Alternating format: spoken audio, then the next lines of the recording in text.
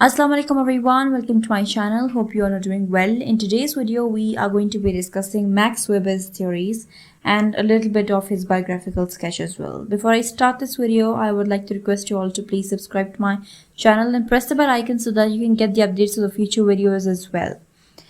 So, Max Weber was a theorist of early 20th century. He was a German thinker.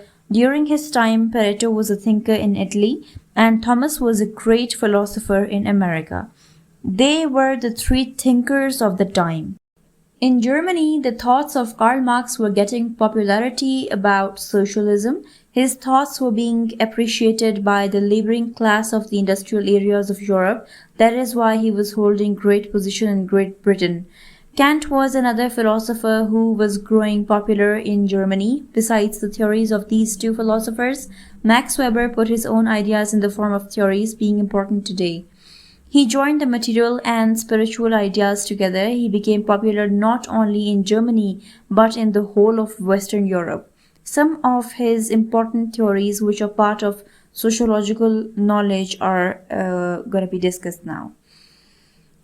So the first theory of Max Weber is the theory of social action. According to Max Weber, social action originates logically from action. He says that a tendency or behavior of a man in which the actor relates it a subjective meaning is called action. Action is an internal tendency or direct action in which the actor relates with it the meaning of his subject, for which he performs that action. Sociology studies the action which guides towards behavior of others. The action which influences others in their behavior is called the study of sociology. In this way, Weber devises a new definition of sociology. The study of social action is called sociology according to Max Weber. Talcott Parsons also supports this theory of Weber in the way that human behavior is included in his action. The actor relates his subjective meaning with his action. It means his action is being done for a purpose, which Max Weber said the meaningful action. Logic has direct relationship with such action. This way, human action influences the general behavior of man. According to Max Weber, social action is the type of a behavior in which there are meanings of the action for the actor. Meaningful action is that which can be observed and measured on the principle of statistics. Until an action is meaningful, it will be useless for the actor. For example, putting light by a car driver on the vehicle coming in front of him gives a meaning to the car driver. Only the car driver knows as why he has thrown light on the other driver. For understanding an action, human behavior can be understood by this stage.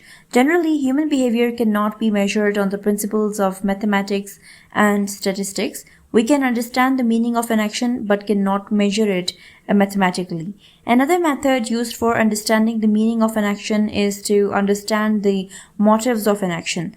The motive is a meaningful complex which appears to the actor due to his action or attitude toward action.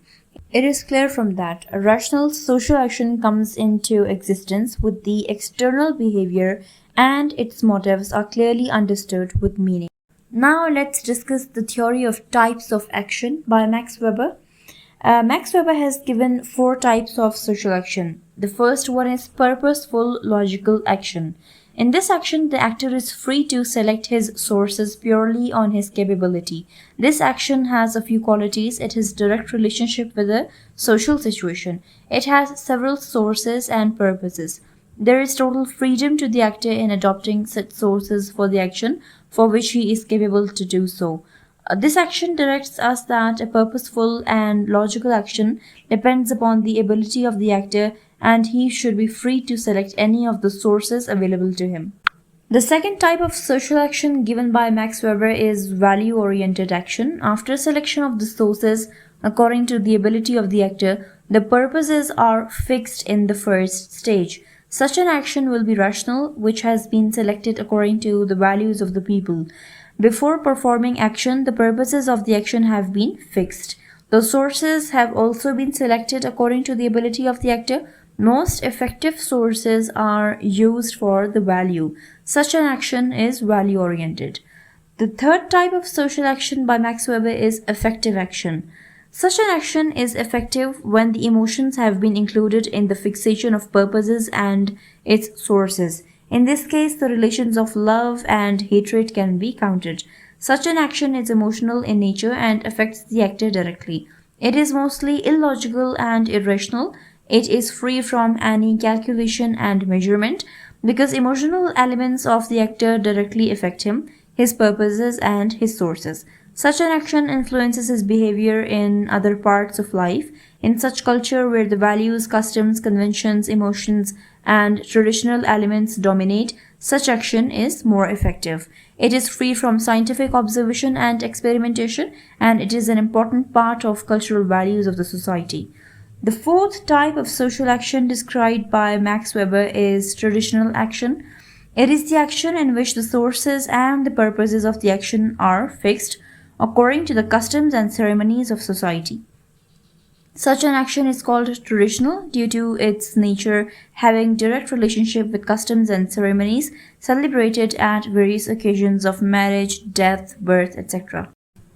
Here, such an action can be observed. Here, the sources and the purposes are directly related to the cause and effect of the action.